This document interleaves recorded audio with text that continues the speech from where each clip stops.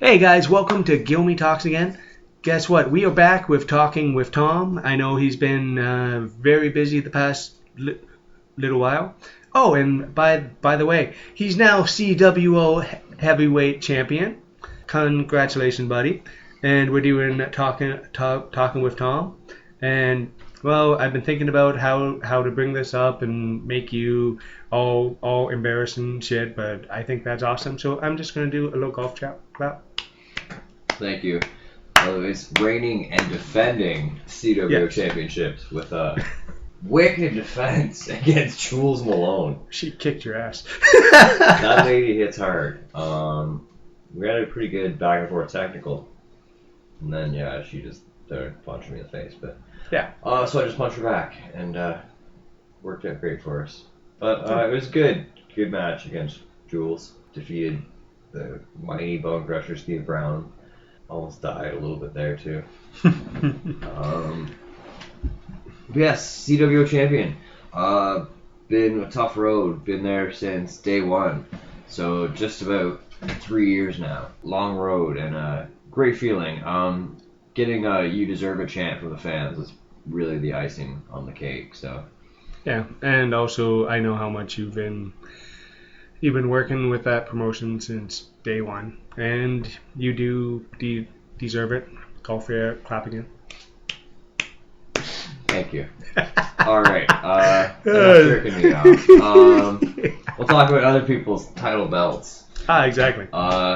Everybody's, of course, the internet is on fire with a little bit of the bubbly memes and assorted jokes. Chris Jericho temporarily losing the AEW championship after winning it over Hangman Page and All Out. But different versions of that floating around. You will let history decide if it was Jericho who lost it on a drunken outing, too much of the bubbly, or it was stolen from his bag when he left it in the limo is another version of the story, and then abandoned, or the people who claim to have found it claim they simply found it on the roadside, which meant Jericho just kind of left it sitting on the roof of his limo and drove away, as many of us have done with many an object. Yeah. Either way, object was found by the police and returned to Jericho, or it's all just a big work. And it's wrestling, you never know. But one hell of a story for the initial outing for the AEW Championship, for sure. Regardless of which one you want to subscribe to. Because you can't write that shit. It's great. That's right. Speaking of AEW, numbers starting to come in. They're on their third pay-per-view now, so that's great for them. All the people who, they won't last. We need Jeff Jarrett to come on here and make that. They said we wouldn't last X number of weeks speech that he made every 2 years in TNA. Yep. What is Jeff Jarrett actually doing now? He's working backstage a bit with WWE. Okay. I just kind of mended fences with them a little bit.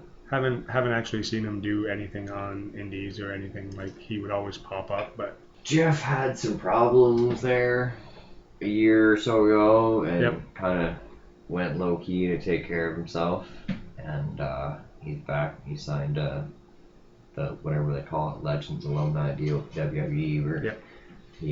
So now he's a producer, like. Yeah, it's kind of one of those, like, he doesn't make money for guys they don't like, and then he gets to do his own stuff, and then they bring him in for things. I think he does some backstage work too. Okay. But Jeff Jarrett's, and we've talked about it before on the podcast, had quite a illustrious career of his own. Yep. Controversial, but very illustrious. Yep.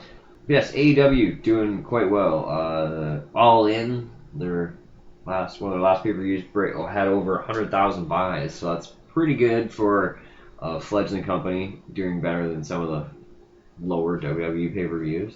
Yeah. Their next offering, finally, they're stopped using the word all. Full Gear will be Saturday, November 9th from the Baltimore Royal Farms Arena, so that'll be exciting to see where AEW goes with that. Yeah.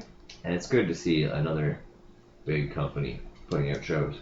I really like AEW doing the different styles of matches. Like WWE has their own WWE style, And you can see that from the card from top to bottom. You know what you're going to get from who. But getting like Darby Allin, Jimmy Havoc, Joey Janela, you have deathmatch guys. You have Luchasaurus and Jungle Boy, which is the most over team they have right now. Number one selling shirt. The Luchasaurus, and honestly, I never saw Luchasaurus even getting over in AEW, and now he's the one of the top three most popular guys. Like, I can see Jericho working Luchasaurus for the AEW title in 6 to 8 months. That's just crazy. Interesting to see where AEW goes for sure. Yeah. Other big companies we're going to talk about, of course, New Japan Pro Wrestling, just wrapping up the G1 tournament. Surprising but unsurprising, Kota Ibushi coming out on top with the first G1 win. Kota Ibushi definitely looking like the next it guy for New Japan, and I can't blame them. He's phenomenal. Oh, he's fantastic. He's the guy. His matches brought me to watching DDT way back when. Yeah. And because of the Kota Ibushi, I knew about Kenny Omega, where most people, it's like, oh, you got to watch this guy Kenny, where I'm like, I know this Ibushi guy, and I'm following him, and then I get to learn young Kenny Omega stuff. And then Golden. Yeah. And Golden Lovers. Yep, Golden Lovers, who I really miss in New Japan. I mean, I really miss those guys there. Yeah. New Japan and the man. Unfortunately, this makes me sad, but I have to talk about this because probably my favorite, I won't necessarily say the greatest, but definitely my favorite, Jushin Thunder Liger, doing his retirement tour. Jushin Liger packing it in next year. After phenomenal career, inarguably, I think, the greatest junior heavyweight of all time. Yeah, I can definitely agree with that. If not one of the greatest Japanese wrestlers, or just in general of all time. And I think the man has had more has been in more 6-man tags than anybody ever. Yes, and I'm going to talk about some of his phenomenal accomplishments. In terms of being the greatest junior heavyweight champion of all time, he has 11-time IWGP Junior Heavyweight Champion, which no one else is even close. And he also has the record for the longest reign as the IWGP Junior Heavyweight Champion with 628 days. That beats Punk's title run. Crushes it by almost 200 days. And here's the thing, I don't count Brock Lesnar's bullshit title run. They're just like, we gotta beat Punk. So they give Brock the belt, and he wrestled like 6 times. Yeah. And I'm like, fuck that shit. I think Punk is the longest reigning modern day champ. But yeah, Liger's also tied with Koji Kanemoto, aka Tiger Mask 3, 3-time Best of Super Junior tournament winner, 6-time Junior Heavyweight Tag Team Champion winner. He was the Young Lion Cup winner back in 1986. He is a 2-time Super J Cup winner in 1995 and 2000. He's a former WWF Light Heavyweight Champion, 2-time former NWA Junior Heavyweight Champion, and a former WCW Cruiserweight Champion, as well as being in the first ever match on WCW Nitro. He's also, there's way more than I could ever humanly talk about in a single episode. Also held titles in All-Star Wrestling, CMLL, Dragon Gate, Jersey All Pro Wrestling, Michinoku Pro, Osaka Pro, Noah, Revolution Pro, and War, to name some of the major promotions he's held titles in. In a partridge in a pear. Yeah. Also, Mask vs. Mask, he unmasked Tiger Mask 3 and the Pegasus Kid, who we're not allowed to talk about that guy in wrestling anymore, but very huge Mask vs. Mask feuds as well as notable feuds with Great Muta, Ultimo Dragon, virtually everyone. He has wrestled Bryan Danielson, aka Daniel Bryan. Yeah, he has wrestled everyone. Like, he was around in the 80s. He was around he's 50-something years old now, and he's wrestled his entire life. Because didn't Liger start when he was like really little? Yeah, he was like, really... not physically little, like young. Yeah. When you say young boy, he was a young boy. As well as popularizing such moves as the Liger Bomb, Fisherman's Buster, and the Rolling Wheel Kick. Wait, he did the kick? Yeah, the Rolling Wheel Kick, that was Yeah. Liger. Oh, He was okay. doing that in like 1987. And now like every indie guy out there does it, but Oh yeah, of course. Because low-key knocks people the fuck out with it. yeah, because Loki doesn't.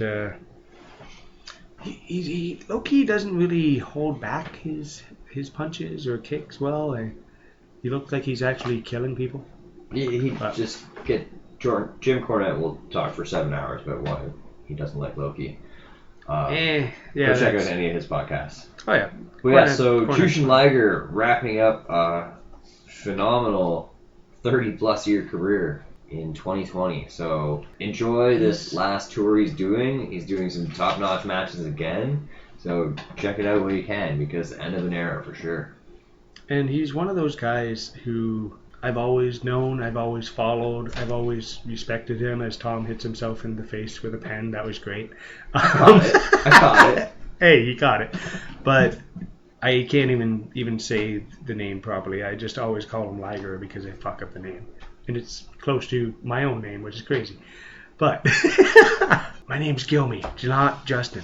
But he is one of those guys who, when I saw him on WCW Nitro, I really liked him, and I tried to find anything I possibly could.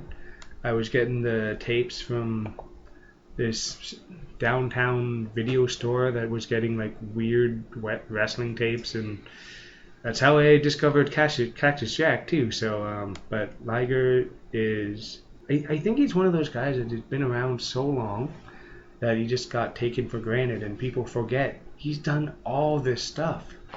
Like, he's been in every single promotion from North America, Japan. Like, he's been in Mexico, he's been in Europe, he's been And not everywhere. just been there, been a top star in all of those. Yeah, he's been like a top draw, top star, and even recently, 2 years ago when he wrestled 2017, he wrestled Tyler Breeze on NXT TakeOver pay-per-view. Yeah, and he looked really good. Like, where I think Breeze was actually having to keep up. Like, and he was like 48, 47, and he's one of those guys I've never seen without the mask, and I'm hoping I never actually see him without the mask. To your knowledge, has he ever lost a mask match? He has never lost a mask versus mask match. Liger was unmasked during his feud with the Great Muta. I couldn't tell you the year specifically off the top of my head. Because him and Muta were fighting on and off for years. Yes, but honestly, I still think you put Liger and Muta in a match right now, that would probably be better than 90% of the matches on that card. Muta tore apart Liger's mask, and Liger transformed into the Cashin. Okay. And he had a face paint and body paint underneath, and became a more vicious animal. I'm doing air quotes, the fans can't see. Yeah. And he still lost to the evil Muta, but it was a temporary, darker transformation of the Liger character. To my knowledge, that's the only time Liger's been publicly unmasked during the match. Cool. Well, and anyone listening, go check out a Liger match. If you want NXT, go check out a match versus Tyler Breeze. Go check out his amazing ones with Muta. Go check out anything from New Japan. Check out Jushin Liger versus Hayabusa. He kicks the crap out of Hayabusa. Yeah, because he lays it in a little bit. Alright, speaking of laying it in, CWO Thursday Night Slam.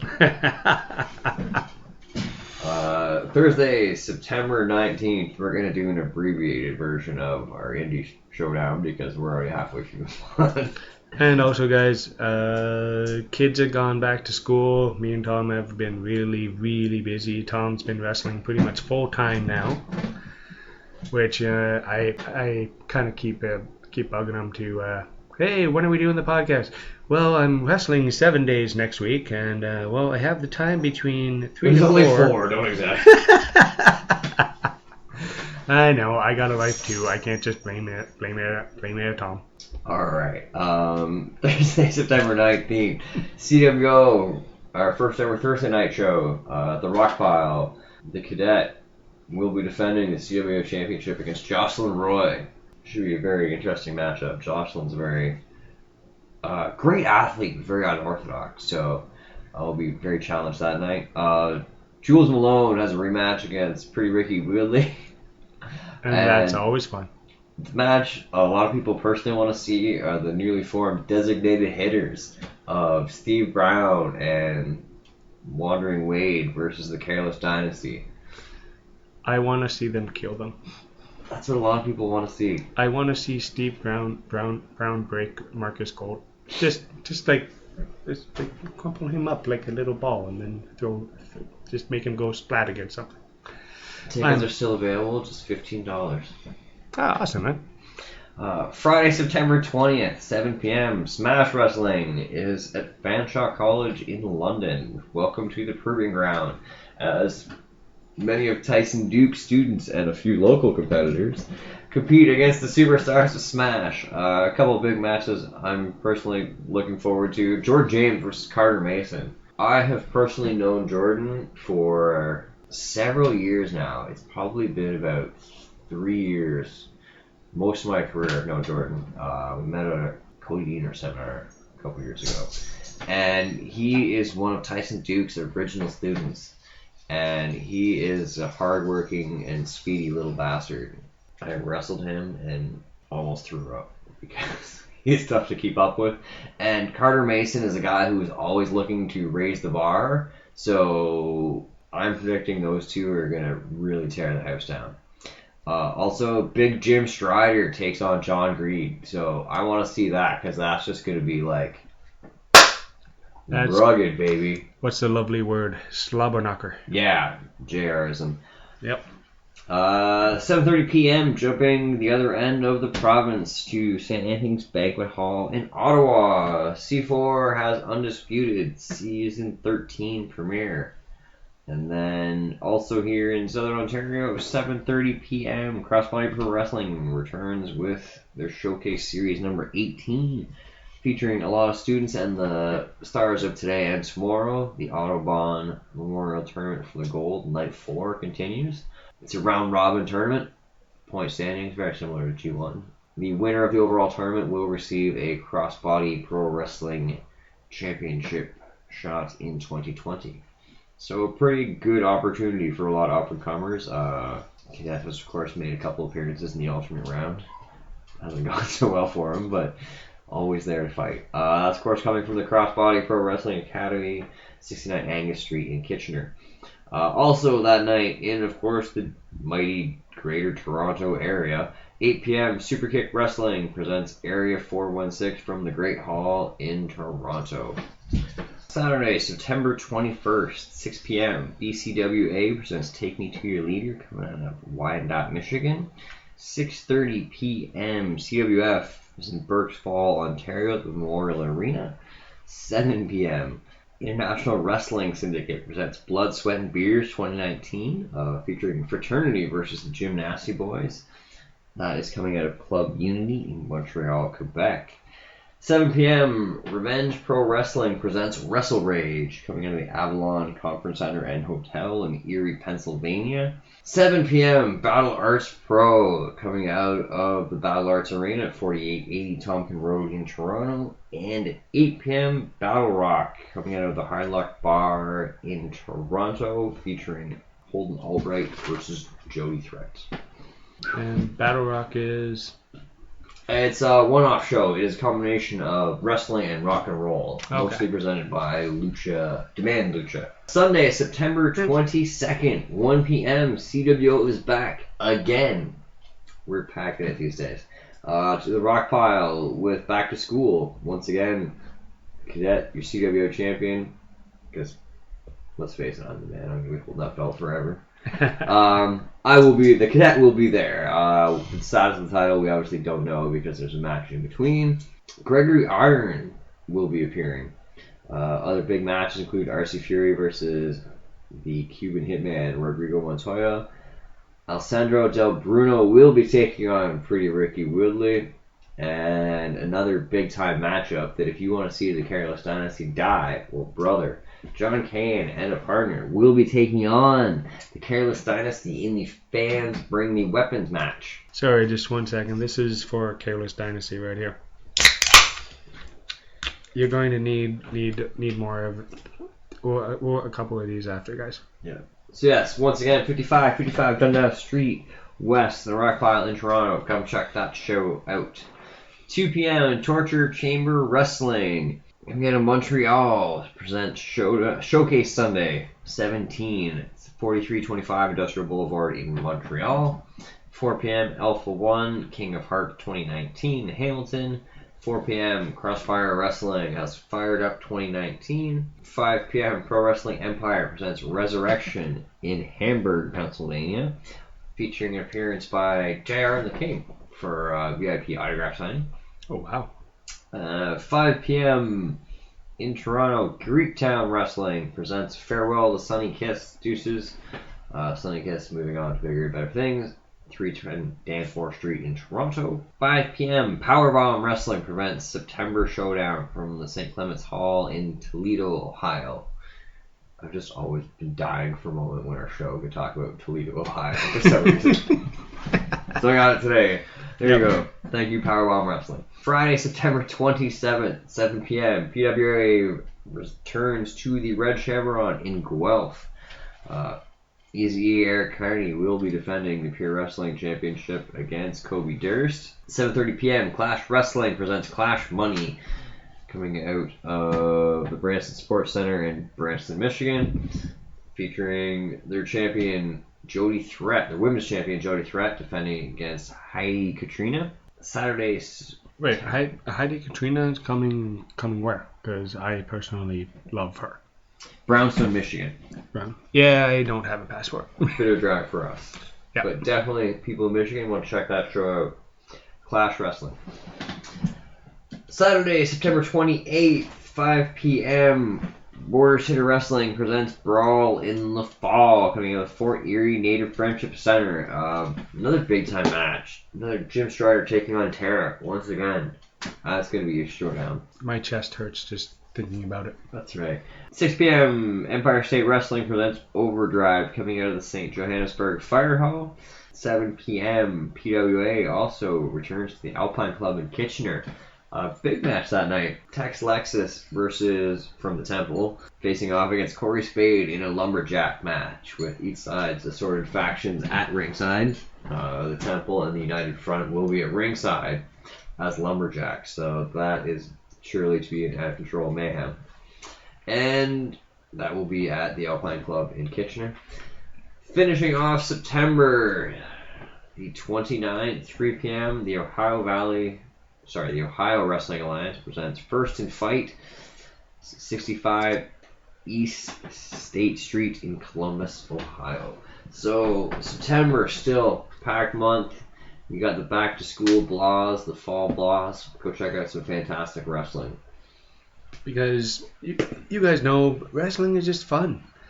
Lose your head in the moment and just enjoy the show of couple folks beating the hell out of each other for your entertainment. Oh, and also one other thing I do gotta mention.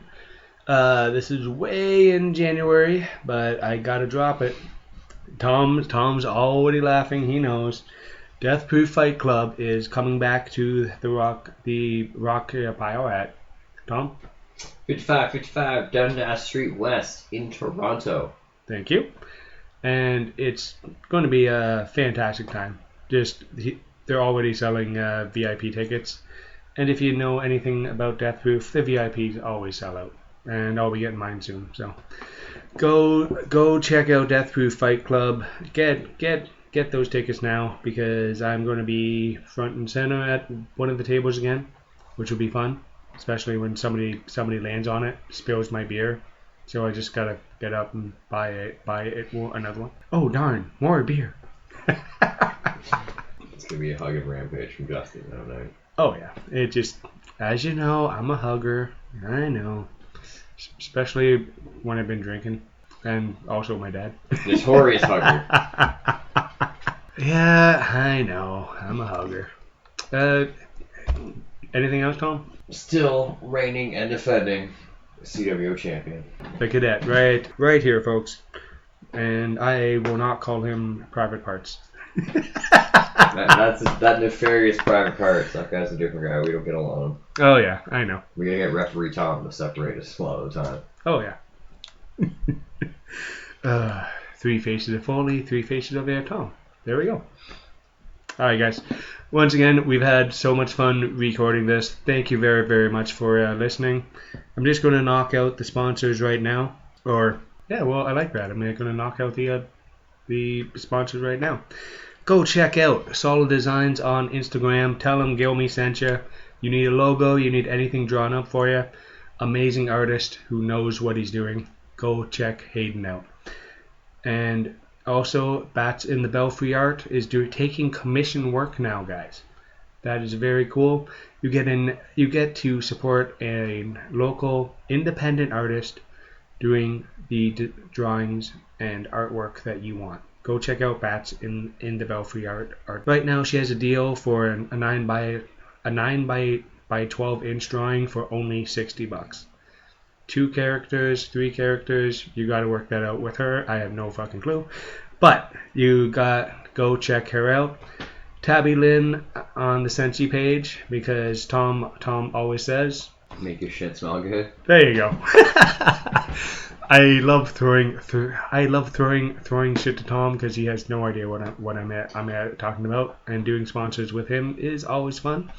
And the last one but not least, go check out theloveshop.com, folks.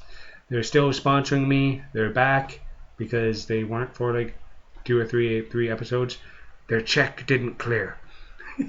So, I kid. You guys know it. But go check out theloveshop.com for any personal adult needs. Justin and I are both too big of fans of the Love Shop. You gotta keep the ladies. You gotta keep the ladies guessing, guys, because you break out something new, your month is gonna be fantastic. All right, guys. Thanks for listening, and I will talk to you later. Bye, guys.